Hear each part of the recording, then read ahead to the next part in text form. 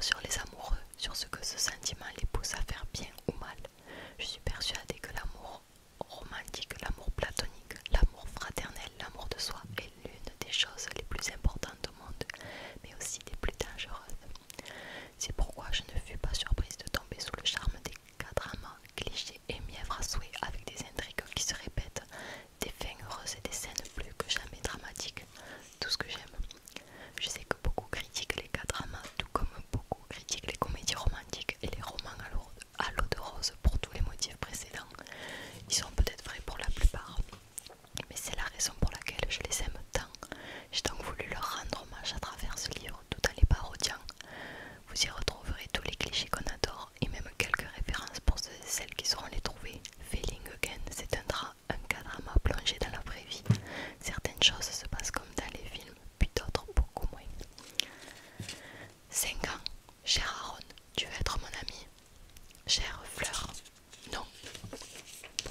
Non, c'est des lettres, en fait, comment c'est écrit. Le début, j'adore. 6 ans. Cher Aaron, merci d'être venu à mon anniversaire. C'était trop cool, tu t'es amusé, ton cadeau était le plus beau. J'ai dit à mes papas que tu étais mon amoureux et qu'on allait se marier. À lundi, je t'aime de tous mes tentacules, Fleur. J'adore parce que c'est écrit vraiment en mode enfant. Je sais pas si c'est à l'endroit ou à l'envers pour vous, mais vous pouvez voir, il y a plein de fautes. C'est trop mignon. Chère Fleur, parce que tu m'as forcé. Tant mieux si tu aimes ton cadeau. Maintenant, laisse-moi tranquille, je ne suis pas ton amoureux. Arrête de dire à toute l'école qu'on va se marier. Aaron. 7 ans. Cher Aaron, tu es fâché. Chère Fleur. Oui. Cher Aaron, pourquoi? Tu as tapé Jordan et maintenant tout le monde pense qu'on est amoureux, dit Chère Fleur. Donc Chère Fleur, c'est écrit au début de chaque, mais je vais pas le dire sinon c'est un peu chiant. Donc cher Aaron, il arrête pas de t'embêter, alors je lui ai mis un coup de poing. J'ai pas peur, tu sais, c'est un garçon, mais je suis plus forte, je peux te défendre moi. Tu fais trop de fautes, on dit poing, pas poing, avec un T. Il dit poing avec un G, mais on écrit T. Tu devrais écouter la maîtresse au lieu de faire la bagarre, je veux pas que tu me défendes. Cher Aaron, d'accord, je suis désolée, on reste amis, je t'aime de toutes mes tentacules. 8 ans ou presque. Cher Aaron, on va à la cabane demain, il va pleuvoir, on pourra ramasser des escargots. Rendez-vous devant l'étang. Chère Lila, j'aimerais bien, mais ma maman veut plus que j'aille dans la forêt tout seul. PS, t'as coupé tes cheveux pendant les vacances. Cher Aaron, je m'appelle pas Lila, d'abord je m'appelle Fleur, s'il te plaît, s'il te plaît, s'il te plaît, t'avais promis. PS, oui, je suis belle. Chère Lila, il est nul ton prénom. Fleur, mais on sait pas laquelle, c'est juste Fleur. Alors maintenant, tu t'appelles Lila. J'aime bien les lilas. Bon d'accord, PS, oui. Cher machin truc, si je suis belle, pourquoi tu ne veux pas te marier avec moi? Je t'aime de toutes mes tentacules. Chère Lila, je vais y réfléchir. Donc ça c'était l'intro, saison 1. Prologue. J'ai toujours rêvé d'être l'héroïne d'un K-drama. Il faut dire que j'ai plongé dedans très jeune. Je leur dois l'idée que je me fais de l'amour aujourd'hui. Déjà toute petite, je m'inventais mille et un scénarios. Aaron détestait les regarder. Il trouvait cela trop niais, mais surtout trop prévisible. Je n'osais pas lui dire que c'était justement ça que j'adorais. Le fait de savoir, d'avoir la certitude que malgré les disputes, les ruptures et les obstacles qui semblaient pourtant insurmontables, le couple principal finirait ensemble, marié et heureux jusqu'à la fin des temps. Parce qu'il n'y avait aucun intérêt à regarder si cela finissait mal. Je me fichais bien de savoir ce qui allait se passer. Au contraire, j'aurais aimé dire la même chose de ma vie. Tout ce que j'ai toujours voulu, c'est être sûre que malgré les coups durs, la ligne d'arrivée en vaudrait la chandelle. Alors seulement dans ces cas-là, j'aurai la force de tout endurer. Malheureusement, la vie n'est pas un K-drama, n'est-ce pas? Épisode 1, appelez-la Cendrillon. Lila. Toi, Fleur, tu as un entretien d'embauche, répète Dana d'un ton incertain, tandis que je lui conte les folles aventures de ma journée. Je hoche la tête frénétiquement, tentant toujours de calmer mon mal de ventre. En toute honnêteté, je comprends son scepticisme. Moi-même, j'ai du mal à y croire. Je suis du genre à postuler à un emploi pour ensuite jouer les fantômes et mes deux colocataires le savent. C'est simple, je fais la morte. Un jour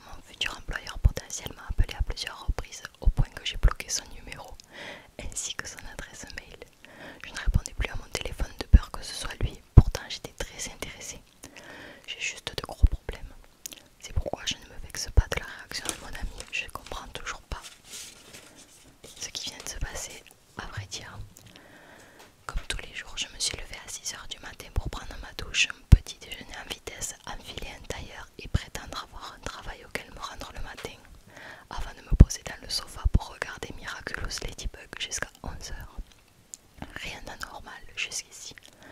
Je ne m'attendais certainement pas à ce qu'une telle compagnie me contacte pour me proposer un entretien d'embauche. Une entreprise de jeux vidéo, continue Dana, en levant les yeux de son livre, de plus en plus suspicieuse. Je suis quant à moi assise sur le canapé, mon ordinateur posé sur mes genoux, toujours vêtu de mon tailleur et de mes sandales à talons.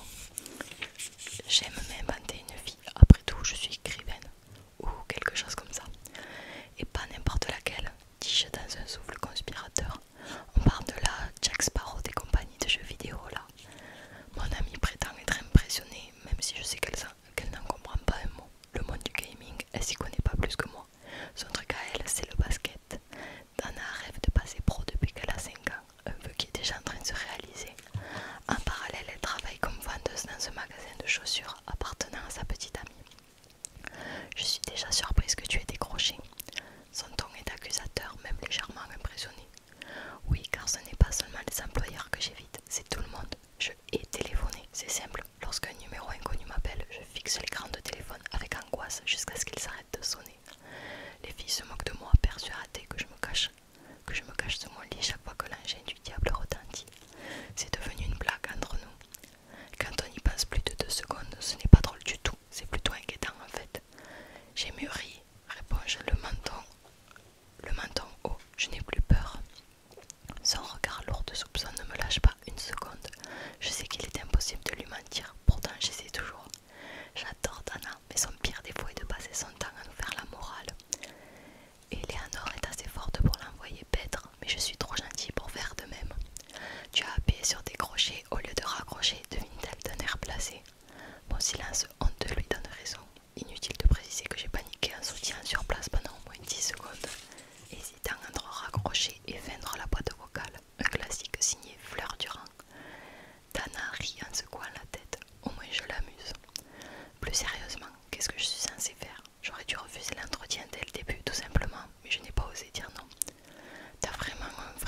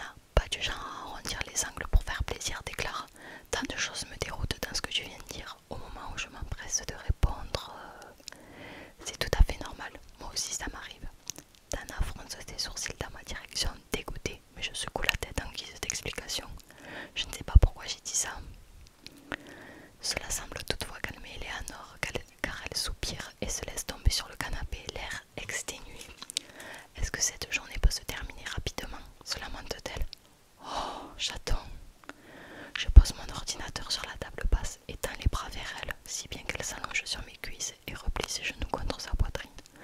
Sa jupe plissée, Givenchy, se relève tellement qu'on peut apercevoir sa culotte rouge. Je peux pas, j'ai raclette. Je caresse doucement ses cheveux soyeux et ondulés et m'apprête à lui demander ce qui se passe quand elle me devance. Jérémy m'a foutu la honte devant ses potes. Quel connard! Il m'amène boire un verre dans l'endroit le plus chic de Paris, me présente à ses amis d'en face, pour ensuite me faire le discours du «c'était sympa, mais tu n'as quand même pas cru que c'était sérieux. On vient pas du même monde, blablabla. Bla bla bla. Je préfère qu'on arrête. Qu'est-ce qu'il croyait? Que j'étais amoureuse?» Je plisse le front agacé. Dana, elle, reste impassible, son attention reportée sur son bouquin. Les deux filles sont aux antipodes l'une de l'autre, raison pour laquelle je me retrouve bien trop souvent au milieu des disputes stupides. Eleanor est extravertie, souriante et intelligente, du genre à tomber amoureuse à tous les coins de rue, mais a toujours privilégié ses copines à son mec. Son plus grand amour, l'argent. Étudiante en droit des affaires, elle vit principalement de ce que lui offrent les garçons qu'elle fréquente. Elle sait ce que les gens peuvent en penser, mais elle s'en fiche, elle assume tout. On ne lui dit jamais rien, même si Dana a toujours été honnête sur le sujet. Celle-ci est facile à vivre, mais possède un franc-parler qui peut parfois déconcerter. Jérémy, ce n'est pas celui qui t'a offert la paire de Valentino. Si, soupire Eleanor après s'être redressée avec dignité. Heureusement, ces petits bijoux restent avec moi. Il peut essayer, je ne renoncerai jamais à leur garde. Ce genre de situation arrive à peu près une fois tous les mois, si bien que je ne suis plus surprise. Je sais qu'Eleanor n'en a rien à fiche de ce mec. D'ici 10 jours, elle aura oublié son prénom. C'est simplement son ego qui en prend un coup. Je croyais qu'il était stupide et imbu de lui-même. Bon débarras, non, intervient Dana sans lever les yeux vers nous. Eleanor la fusille du regard, l'air de dire « Tu comprends rien ». Ce n'est peut-être pas une raison pour m'humilier de la sorte. Tout va toujours pour le mieux avec ces types-là. Ils te traitent comme une princesse jusqu'au jour où ils s'ennuient et tout à coup tu deviens un mouchoir usagé bon pour la poubelle. Il m'a traité comme une prostituée, ajoute-t-elle d'une voix abattue, et l'espace d'un instant je comprends que ça la touche vraiment. Mais elle se lève d'un bond et nous adresse un sourire en rayonnant. Il ne sait pas ce qu'il rate, sinon vous parliez de quoi avant que j'arrive? Je suis quelque peu déroutée par son changement d'humeur. Je veux insister, mais le regard de Dana m'ordonne de laisser tomber. Elle joue le jeu et lance. Fleur a un entretien d'embauche dans 2 jours. Elle refuse d'y aller. Rien de nouveau sous le soleil. Je baisse les yeux trop honteuses pour soutenir leur regard désapprobateur. Eleana me contemple avec de grands yeux perplexes. Une fois que Dana lui raconte l'affaire, mon ami se tourne vers moi d'un air un peu plus sérieux.